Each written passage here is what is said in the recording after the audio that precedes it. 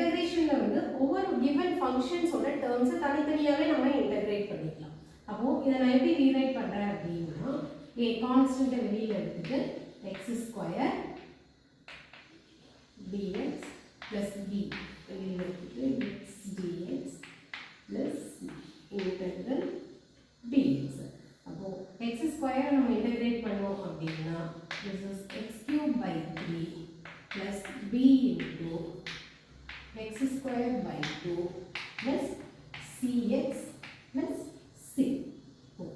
இது a x cube by 3 plus b x square by 2 plus cx plus ஒன்று c1 எடுத்துக்கலாம், இல்லை அப்படின்னா இது d எடுத்துக்கலாம், ஆர் k எடுத்துக்கலாம், ஏதோ ஒரு கான்ஸ்டன்ட் c எடுத்துக்கலாம்.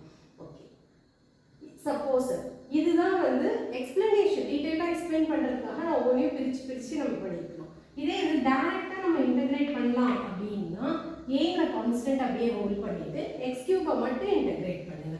அப்போ உங்களுக்கு கிடைக்கக்கூடியது வந்து A X cube by 3 plus B X square by 2 plus C X plus some K. KC கான்ஸ்டன்ட்டை நீங்கள் எந்த வேரியபிளில் வேணாலும் நீங்கள்